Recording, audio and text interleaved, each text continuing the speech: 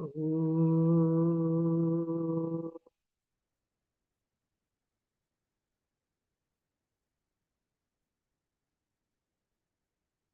Om.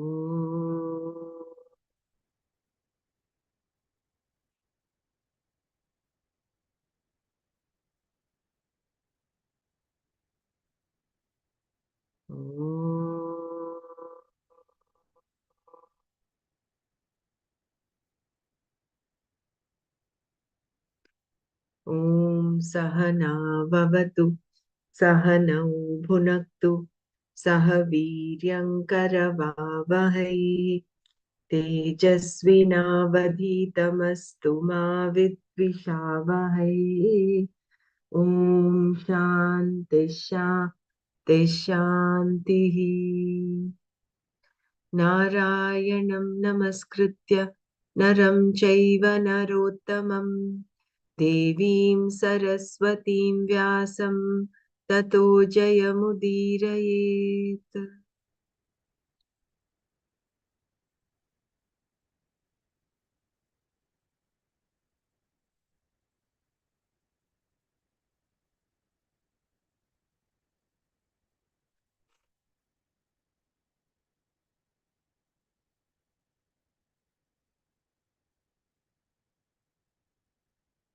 So we'll repeat verse number 9 one more time. We did this yesterday, but having answered Arjuna's question, Krishna continues to talk about himself, his birth, and the truth. Janma karma cha me divyam evam yo veti tattvataha tyaktva deham punarjanma naiti mameti sorjuna. The one who knows in reality my divine birth and action in this way, O Arjuna, giving up the body, that person is not born again. He attains me. Divya means heavenly in the sense of not worldly. Krishna's birth is referred to as Divyam Janma in order to convey the idea that it is unlike any other birth, but extraordinary. By adding the word Aishwaram here, Shankara makes it clear in his commentary that Krishna's birth is the kind of birth that belongs to Ishvara and is not the same as the birth of a jiva. Also, we are told here that Krishna's actions are not like any other karma. All other karmas are born out of personal want and produce punya and papa. Because this is not the case here, Krishna's actions are of a different type and are called Divyam Karma, Aishwaram Karma. The subject of the verse is the one who knows, Yaha Veti, the truth about Krishna's peculiar birth and karma. This person knows them as they are in reality. Tattvataha Veti. One who knows this truth very clearly does not look upon Krishna as just another person, one who is born, who is different from the world, or who comes and goes. This person sees Krishna's birth and actions as they are in reality.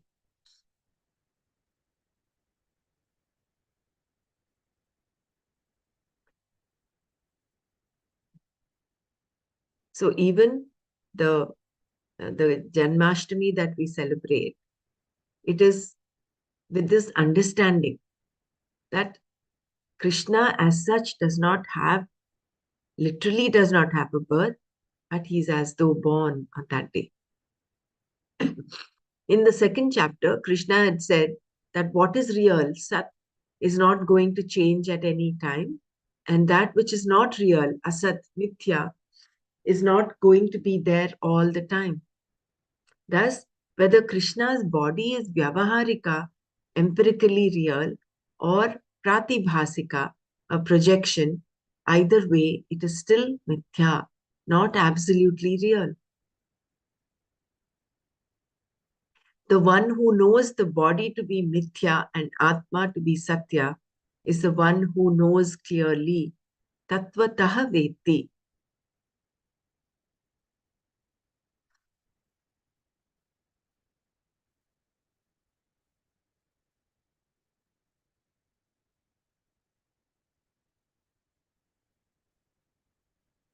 Such a person knows that there is no real birth happening and no real karma being done.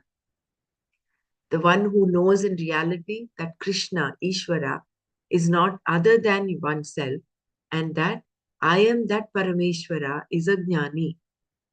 Such a person, knowing this, having given up the physical body, that is, when the person dies, does not gain another birth. To know Ishvara is to know the Satya, the reality, that which always is. Sat is Atma, and therefore to know Parameshwara is to know oneself.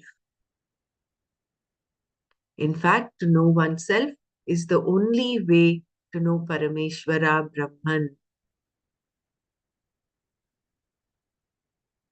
Yat pinde tad brahmande. So we start with us, start with the I. So once you realize the real I, it is as good as knowing Brahman. You merge with that. There is nothing else, no separation. This then is how a person is liberated. While living, the person gains self-knowledge, which is moksha, after which there is no future birth for the person. The jivatva is gone and the person is called jivan mukta, meaning liberated while living. Knowing that one is not a karta, the jivan mukta, who is a jnani, has no karma and therefore no punya or papa to initiate another birth. Only when one takes oneself to be a doer can there be action that leads to future births.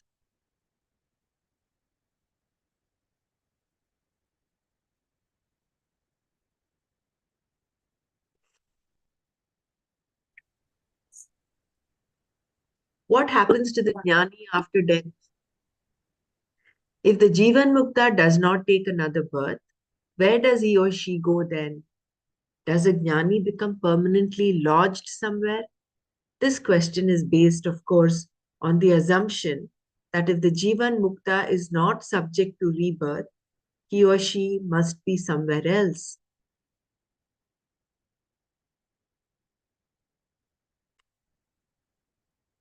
Therefore, is there eternal imprisonment or internment of some kind after death? If not, what is it that happens to the jnani? See, this where is he is from the standpoint of a jiva, who is an ajnani, who sees distinction, who sees dvaita, right? So in response to this question, Krishna says, that person becomes myself. Saha mam eti. The jiva is gone. All that remains is Ishvara. So that is what? That is when the veil of Maya is removed.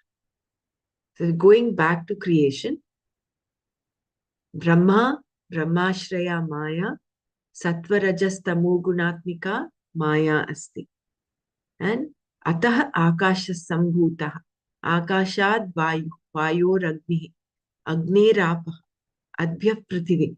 So the whole gamut of creation is because of this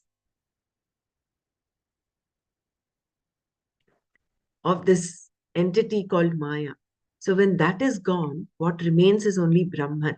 So it's not as if the Jivan Mukta goes to another place or he's lodged somewhere permanently. So once that veil is removed, what remains is just Brahman. Brahman alone is there. Brahman being Ishvara, which is everything. Therefore, there is no Jiva. And when there is no Jiva, there is only Ishvara. Only when the jiva cannot gain identity with Ishvara in terms of knowing they are one and the same, are there two seemingly different entities, Ishvara and jiva. So only till as long as that knowledge is not gained, we see that separation, we see duality. The moment knowledge dawns, then there is nothing No duality left. Fun. Let me just mute everyone.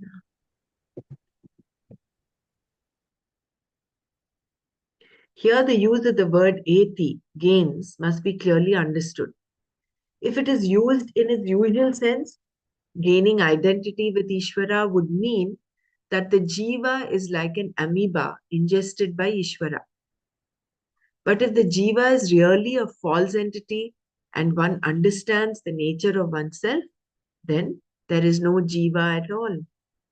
No individual separate from Ishvara, and all that is there is Ishvara. Just like how in an individual dream that we have on a daily basis. So in the dream, we have so many people, so many things come out in our projection. You even have places, you have people, you have situations, events. So much goes on in that little span of a dream. But upon waking up, all of that merges into that one person that you are. So where are all those people in the dream gone? They were from you, your creation.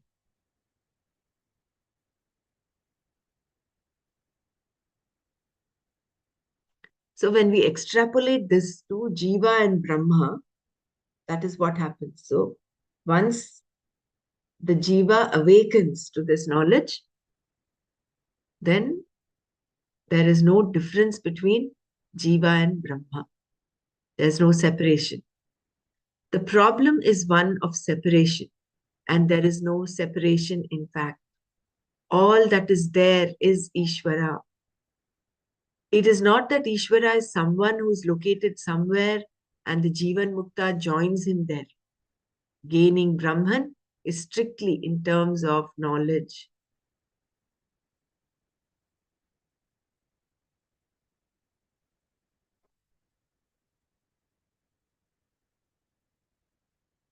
That's why they say nakarmana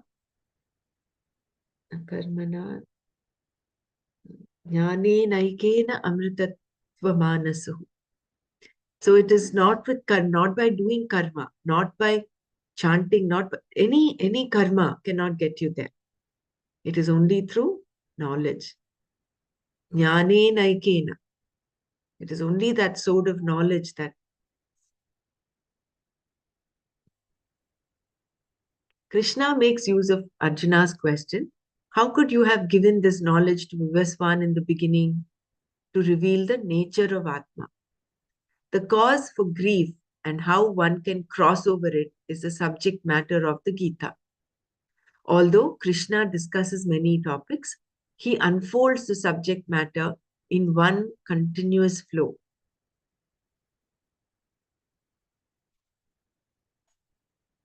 Here, having answered Arjuna's most recent question, Krishna once again picks up the thread. You grieve for those who should not be grieved for. Ashocyan anvashochastvam, and continues. So it's as though he took a little detour because Arjuna had this question. How come you gave this knowledge to Vivaswan when you are my contemporary? You are born along with me. How can you say you were there before? They lived so long ago. So Krishna explains to Arjuna how all that is. He says, both of us have had janmas, many janmas.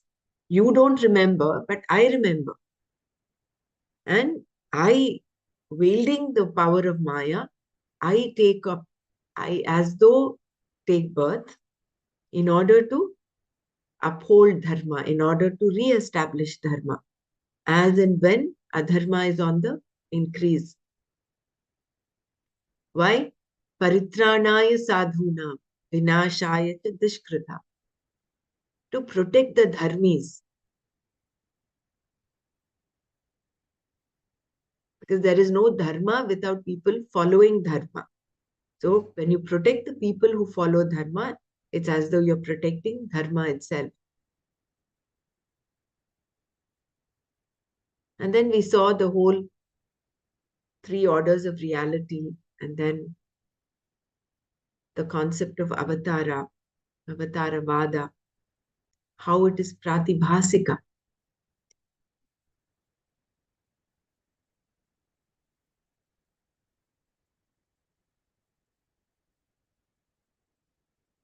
And it is a special type of pratibhasika. All the jiva srishti is also pratibhasika. All the projections that each of us has based on our samskaras, vasanas, prejudices, biases, likes and dislikes, our concept of success and failure, all that is pratibhasika. But this pratibhasika is special in the sense he knows that he is not the body. It is out of knowledge. So it is an as though body, as though.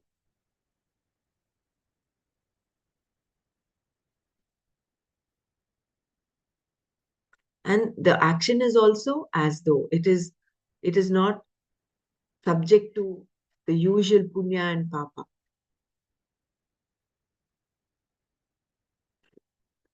Shall we move on? And does anyone want to share anything? We'll go on to the next verse.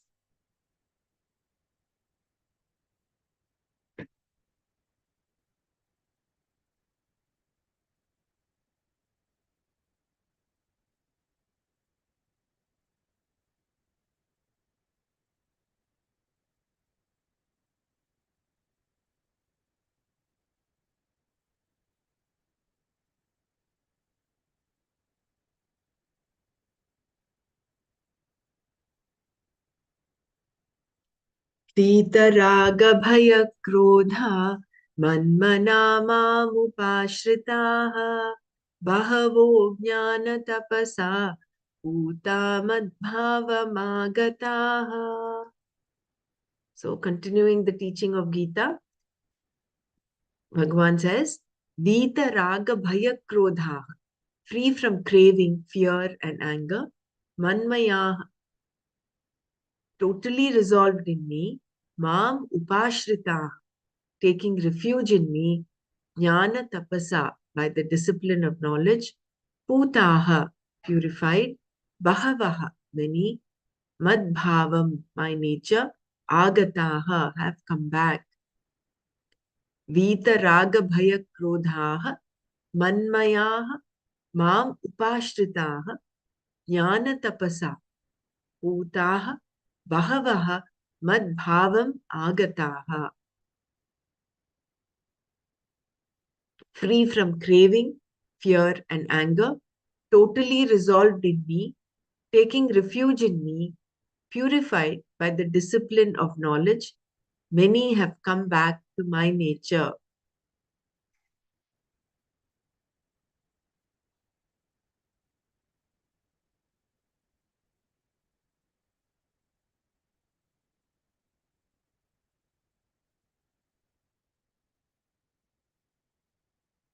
We have seen that the one who knows Krishna in reality knows that there is no real birth, janma, or action, karma, for the person. And if there is no real janma or karma, then who is that person? Here, the person cannot be Mr. Krishna who was born at a given time and place. So too for everyone. He or she can only be Paramatma. Thus, Krishna says, the one who knows this reaches me.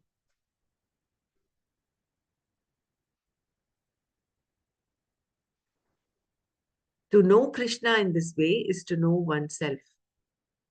Ishvara cannot be understood by one who is a jiva, an individual, who does not know the identity between oneself and Ishvara.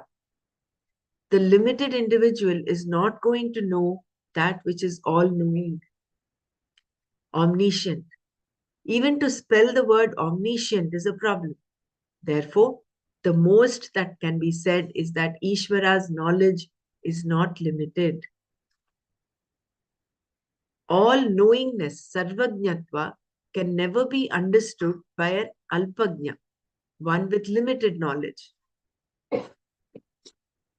But sarvajnatva is only in relation to alpajnatva.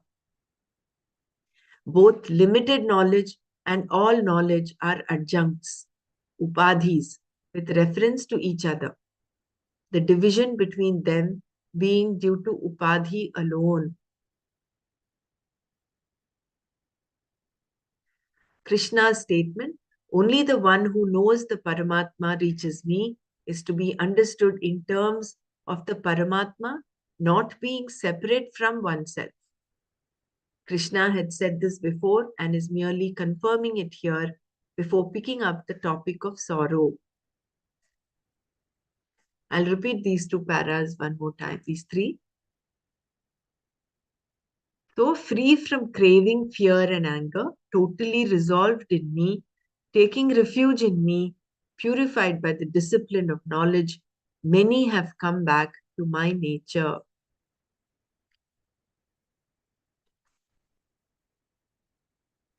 We have seen that the one who knows Krishna in reality knows that there is no real birth, janma, or action, karma, for the person.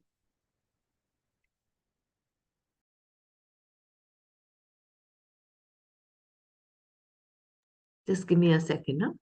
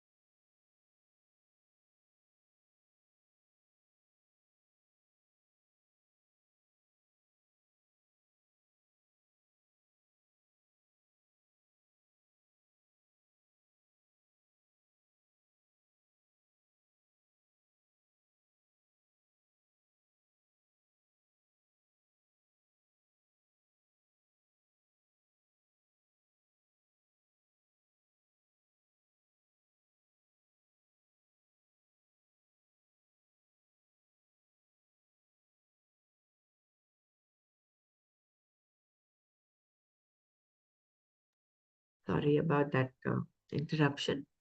So we have seen that the one who knows Krishna in reality knows that there is no real birth, janma, or action, karma for the person. He's talking of a Jivan Mukta, right? And if there is no real janma or karma, then who is that person? Here, the person cannot be Mr. Krishna who was born at a given time and place. So too for everyone.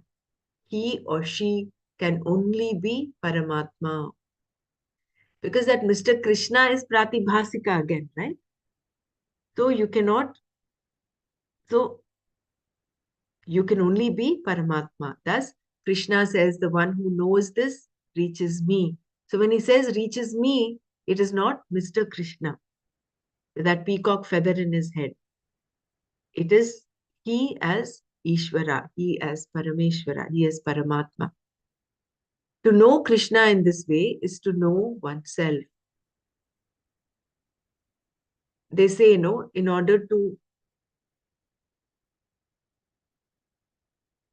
know Brahmanda, what is there in Brahmanda, go to what is there in your physical identity. In our physical identity, we see all of this. We see how a seed sprouts into a plant and a tree, how there is creation, how there is birth of even the birth of a normal baby. So from here, you can extrapolate and understand the expanse of Ishvara. So similarly, he says, to know Krishna, if you know yourself, you will know Krishna. To know Krishna in this way is to know oneself. Ishvara cannot be understood by one who is a jiva, an individual, who does not know the identity between oneself and Ishvara. The limited individual is not going to know that which is all-knowing, omniscient. Even to spell the word omniscient is a problem. Therefore, the most that can be said is that Ishvara's knowledge is not limited.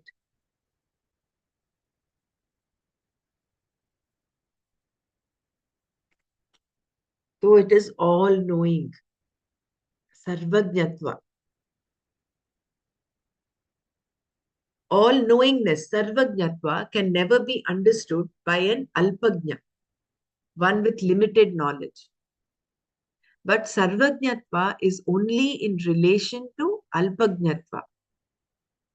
Both limited knowledge and all knowledge are adjuncts. I'll repeat this.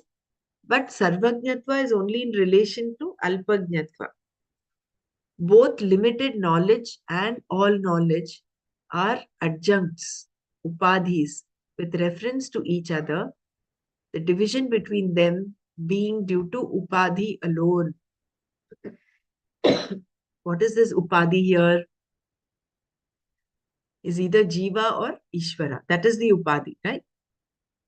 Krishna's statement, only the one who knows the Paramatma reaches me, is to be understood in terms of the Paramatma not being separate from oneself. If you remember in Tattva Bodh, let me just get that Tattva Bodh, you have, there are two, towards the end of Tattva Bodh, Upadhi, the literal meaning of Tattvamasi, and whereas the implied meaning of Tattvamasi. It is only because of the Upadhi Bhinnatvat you see that as different. But otherwise, the literal meaning, the implied meaning is that Tat, that Brahman is nothing but Tvam, you. So similarly here, the relationship between Sarvajnatva and Alpajnatva is only with respect to the Upadhis. Only the one who knows the Paramatma reaches me is to be understood in terms of the Paramatma not being separate from oneself. Krishna had said this before and is merely confirming it here before picking up the topic of sorrow. This knowledge had been around since the beginning, Krishna tells Arjuna, and people had always been reaching him in this manner, by knowing. There was nothing new about it. Here again, Krishna says that any number of people have reached him. Bahavaha madbhavam agata. And why is it that everyone does not reach him? There is no difficulty involved in reaching him.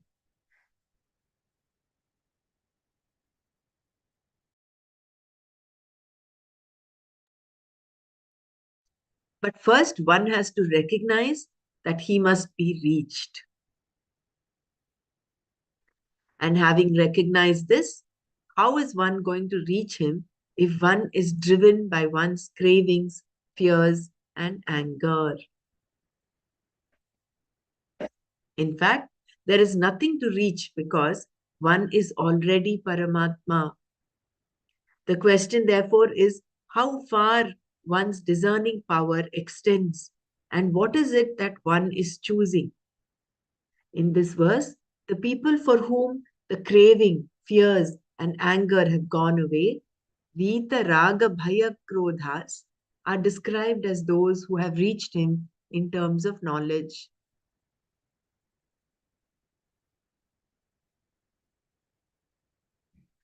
So I'll repeat this last paragraph one more time. All knowingness, I will start from there. So all knowingness, sarvajnatva, can never be understood by an alpajna, one with limited knowledge. That's what even earlier Bhagavan says to Arjuna, that yanisha sarvabhutanam tasyam jagarti samyami yasyam jagrati bhutana sanisha pashyato munehe. So what is night to yanisha sarvabhutana? What is night to everybody is day to a jnani. And what is day to a person, everybody, is night to the jnani. So it is a stark distinction between day and night. So only a jivan mukta, a jnani, can understand a jnani. Because as long as there is darkness, you cannot see light. And once there is light, there is no darkness there.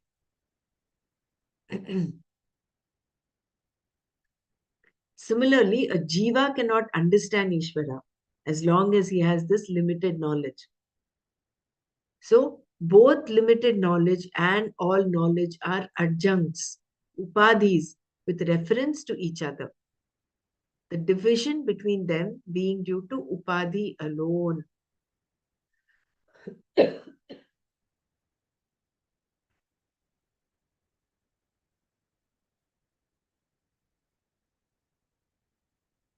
Just give me a second. I want to just open up the Tattva Bodh here so that we get this concept of Upadhi clear.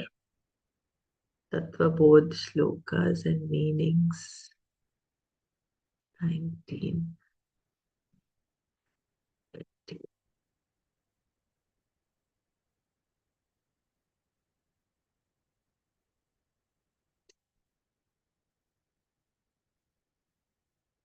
Okay, I'm going to read this part. Let me share this.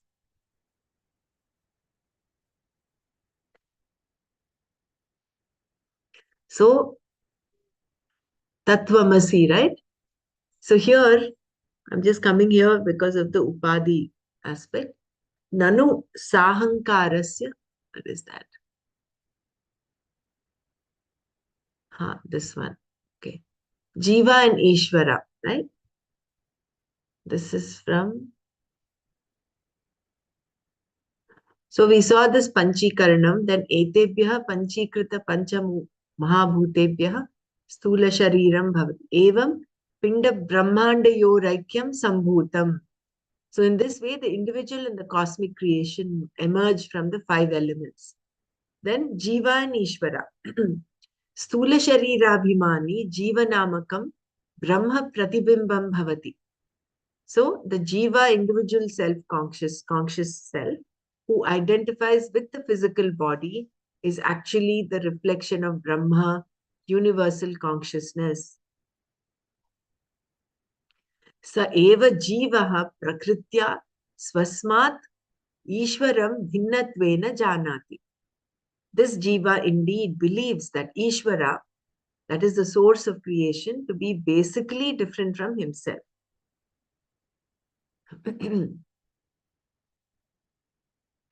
Avidyopadhihi san atma jiva ityuchyate.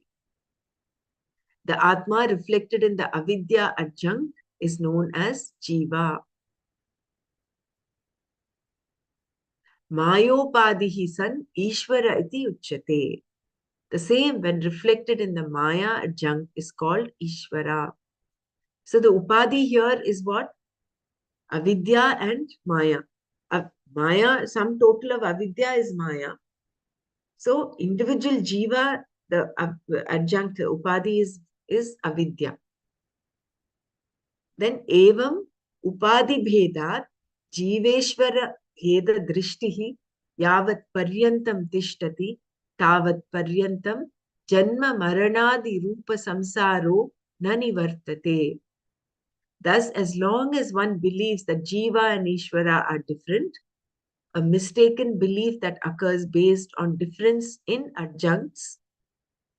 Samsara, that is the phenomenal existence of change and dependence, characterized by birth and death, does not cease.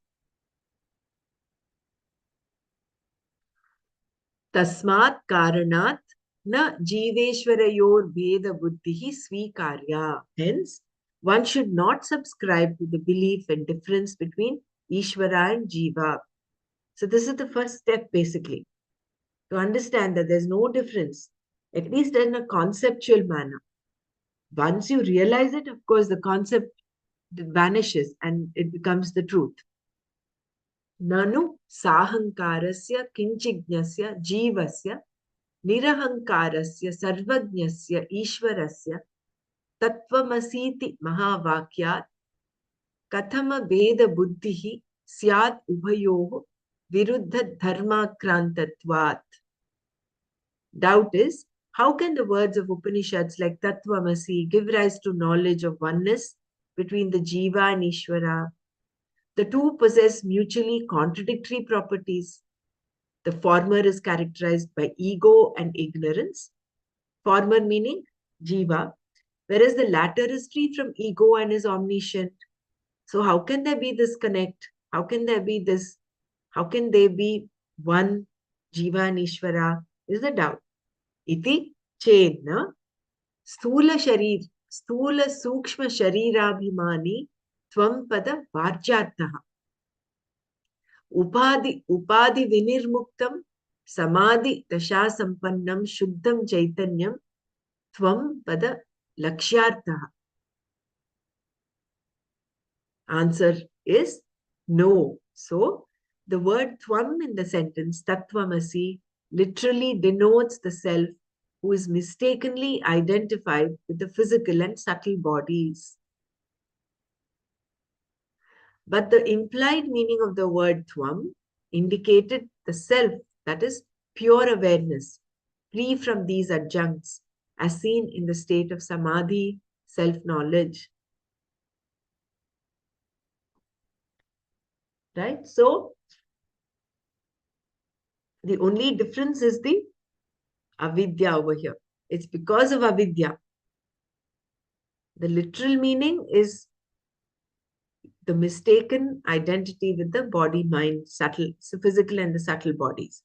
Whereas the implied meaning of tvam is nothing but pure awareness. Evam sarvajnatvad divishishta ishvaraha tat pada varchartaha upadishunyam shuddha chaitanyam tat pada lakshyartaha. Similarly, the literal word meaning of tvam in the sentence tattvamasi denotes Ishvara, not tvam. This should be tat. I think this is a printing error here. The literal meaning of tat in the sentence tattvamasi, because here it's Ishvara, tat pada varcharta, denotes Ishvara endowed with qualities like omniscience, etc. But the implied meaning of tat refers to the adjunct free pure awareness alone.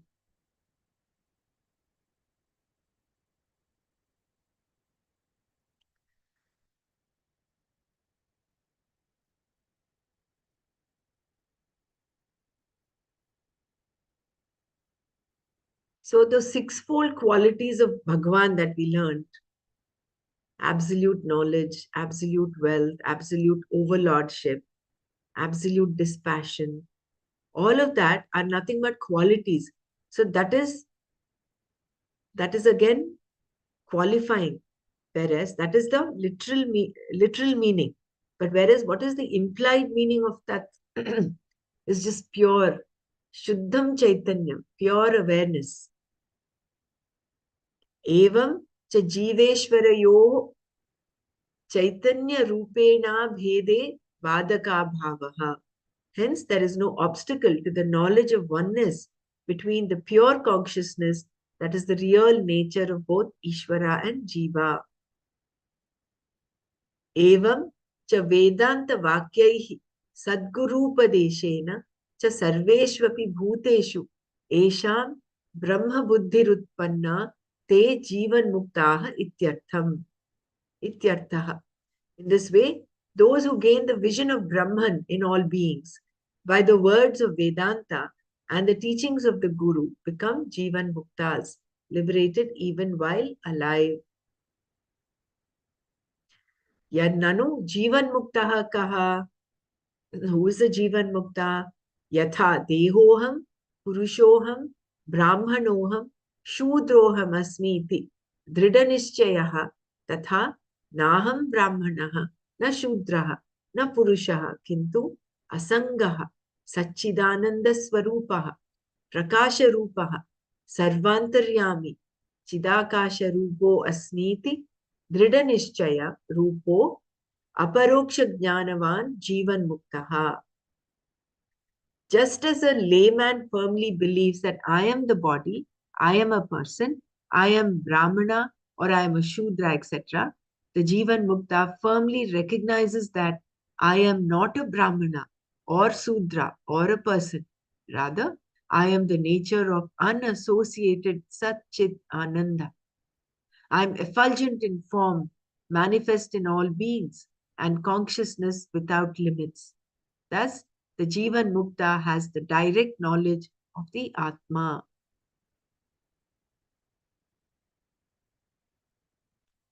So, Brahmaivahamasmiti aparoksha jnanena nikhila karma bandha vinirmuktaha syat. So, by the direct knowledge that I am indeed Brahman, the jnani, knower, becomes liberated from all bondage of karma. And then karmani katividani chet. So basically, the reason why we came back to Tattva Bodh is to understand this upadhi bhinna. It is only because of the upadhi that there is a seeming difference between jiva and Ishvara. But when you remove that upadhi, what remains is just pure consciousness, pure awareness. Upadhi for jiva is avidya. Upadhi for Ishvara is maya.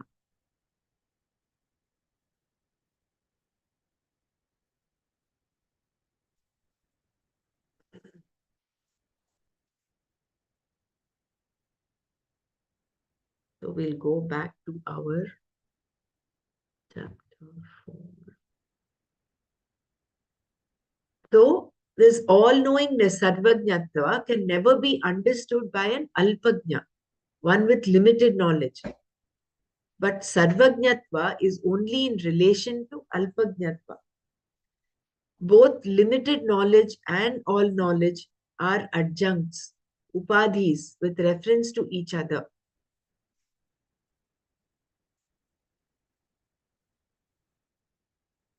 The division between them being due to upadhi alone. So it is only because of this avidya that we see jiva is different from Ishvara. When we remove that avidya, there is only one.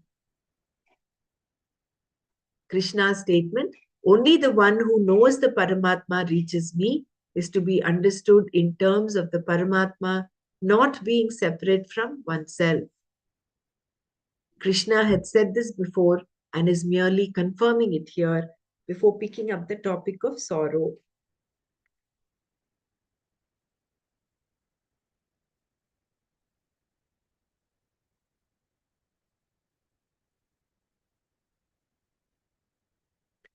This knowledge had been around since the beginning, Krishna tells Arjuna, and people had always been reaching him in this manner.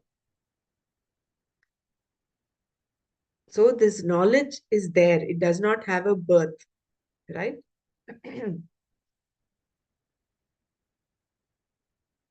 So it is there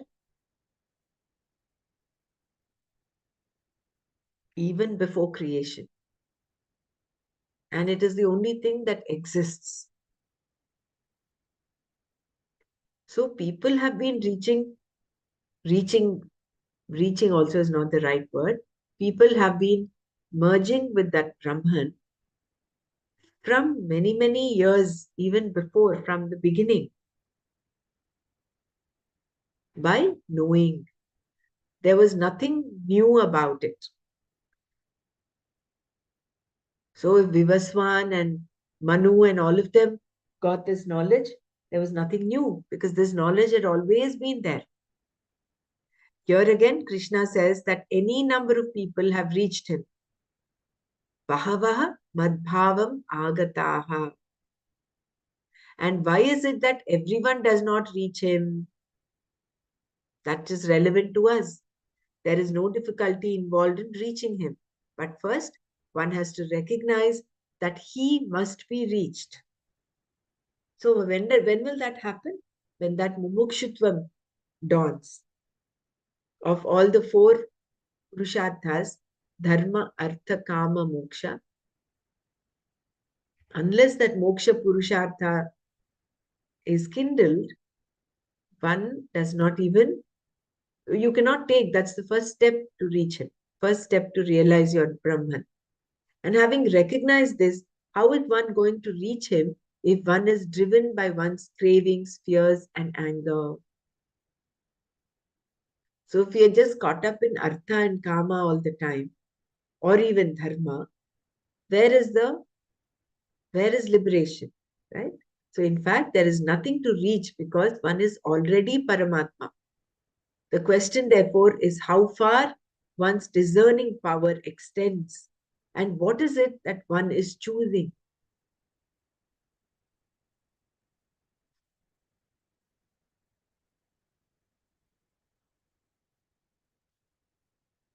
In this verse, the people for whom the cravings, fears, and anger have gone away, Vita, Raga, Bhaya, Krodha, Krodhas, are described as those who have reached him in terms of knowledge. So beautiful this sentence is the question is, in fact, nothing. So how are we going to reach him? How are we going to, why is it that everyone does not reach him? Bahavaha madbhavamagata. There are several people who reached him. Why is it that most of us are not able to? Is because first, number one, you have to recognize that he must be reached. You must recognize this existence of this knowledge, being exposed to the Shastra.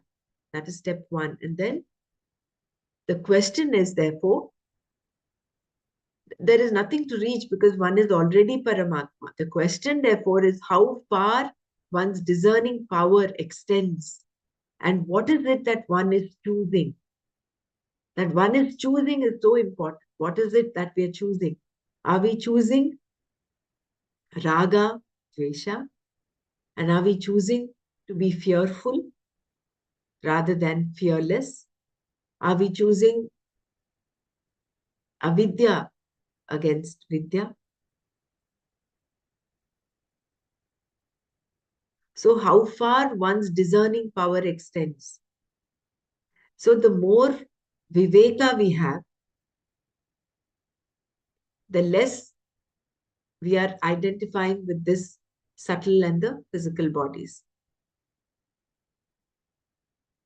So that viveka, the more and more that viveka is sharp, that intellect is sharp, that discerning is there, and then Vita Raga Bhaya Krodha. In this verse, the people for whom the craving, fears, and anger have gone away.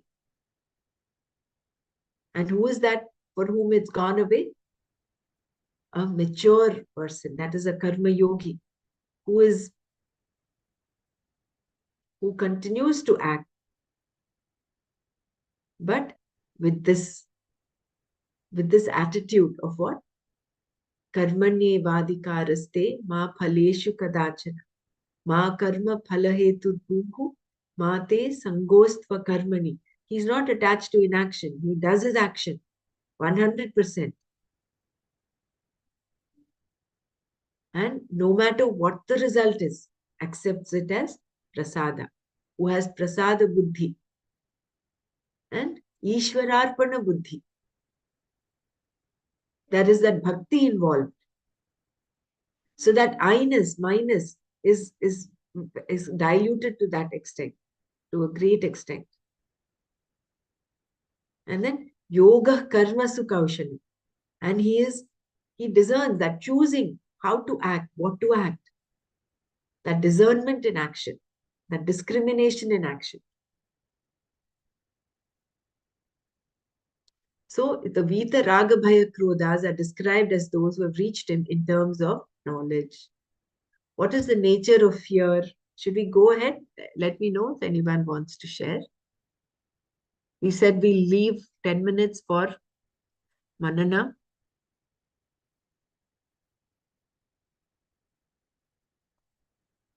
It's so beautiful. No matter what text you take of the scriptures, everything talks of just that one. Yes, very, very All, beautiful. Very all, beautiful. go ahead, Bella. Yeah, yeah, the realization that there is nothing like becoming, it is being. And very beautiful man mana again and again Bhagwan in I think most of the chapter he will pick, I mean keep that word. He's so possessive, no? He wants us to be only him. But it is so true that until you are caught up in the samsara, you have only Vita Raga Bhaya Krodha related to samsara. But when that is centered around Bhagavan, when you feel that like gopikas when they were away, I mean they did not, for them not a single moment, not a single breath went without the Lord. So for them the dukkha was only the vismaranam of Bhagavana. So we have dukkha related to samsara. Oh my child, oh my mother, oh my father, everything related to samsara, the dukkha and everything. So unless we come out of that, and when we have that, the dukkha of not being with Bhagavana, when that becomes, then I think that real being will be realized. It's so beautiful. I mean, every word here, and yes, you are so true. Every scripture, they talk about the same oneness with the Bhagavan, and you are that. So there is no fear when there is no other. Yeah, very beautiful. Dhanyavad, Brahmaraji. Very nicely expressed, Bella. So the Bhakti saints, they were of this, they said, give us difficulty. So because in difficulty itself, they never were against facing difficulties. They accepted them. In fact, they welcomed them because they said, we remember you at least in our difficulties. So they were they were happy getting all those challenges and difficulties. Look at Prahlada, the extent of his faith and bhakti, despite him being, that's the pinnacle of bhakti, actually. Yeah, for that matter, all of them, even Jagadguru Shankaracharya, uh, I mean, if we look at their lives, it was not like a cakewalk, uh, whether it is Dhruva or Prahlada or whoever, but still their firmness with Ishvara was so well connected.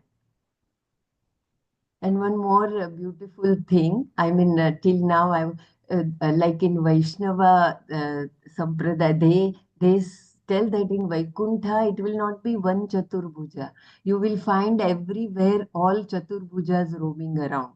So now I'm able to, when Swamiji explained, no, that they become me, Mm. those who are Ah, gnani after that. So it is in Vaikuntha, it's not that only one Vishnu, all are Chaturbhuja. So it's such a beautiful imagination. It must be the reality, but it's so beautiful. yeah, that is from the standpoint of Puranas. See, all this Vaikuntha, Swarga, and Naraka, and all of that is again from the standpoint of Puranas, right? So you're right in that the Bahavaha Madbhavam Magataha would be all those Chaturbujas. But then what is literally, that could be the implied meaning. But literally, what is there? There is only one. There is only that all knowing principle, that Satchidananda, the pure awareness, without any, without any um, qualities, without any attributes. Yeah, very true. It is attributeless. Yeah. Yeah.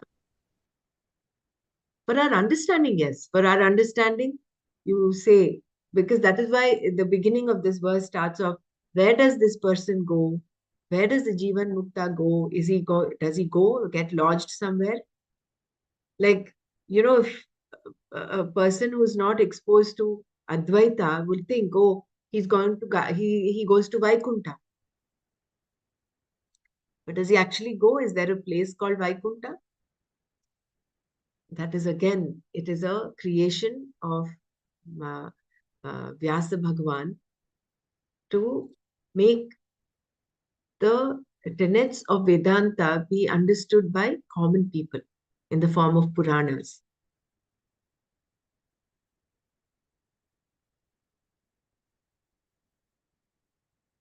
So that is why Puranas are nice for, um, um, like to get to this Vedanta. But once in Vedanta, Puranas don't have any significance. So we cannot mix up the two in the sense the the the teachings of Vedanta talk of just Advaita. Whereas Puranas talk about all the stories about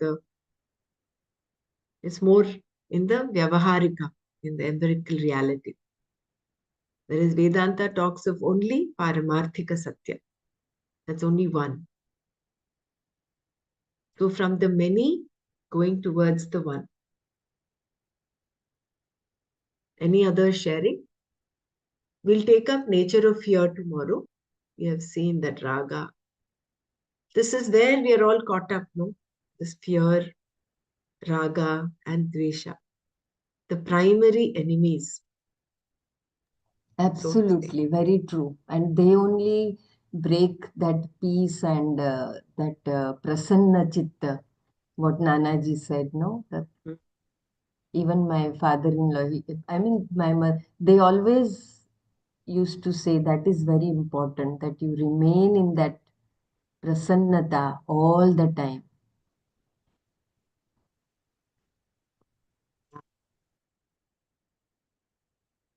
So we'll stop here today. Om Loka. Sorry, before I chant the Shanti part, I've posted this. Maybe many of us are already aware. Chinmaya Mission is coming up with a Gita Samarpan. It's a global initiative of chanting the 15th chapter together. Uh, it is not for a Guinness Book of World Record, but that is also happening. So please do register. I've sent the message in the group, in the Gita group. You can share it with all your family members and friends who are keen and interested in being part of it. We had a practice session yesterday. I'm sorry I posted this late. One session is over, but we have another practice session on the 2nd of May. Final will be on the 9th of May, Saturday.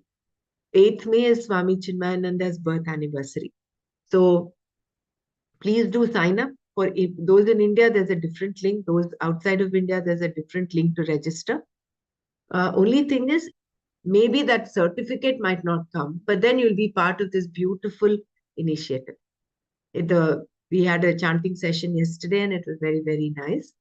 We have to keep ourselves, and all those details are there in the link that I posted. Please do share that. At least let this be the beginning for many people to get into the portals of Gita, right? This way. Om Loka Samasta Sukhino Bhavantu. Om Shanti Shanti Shanti.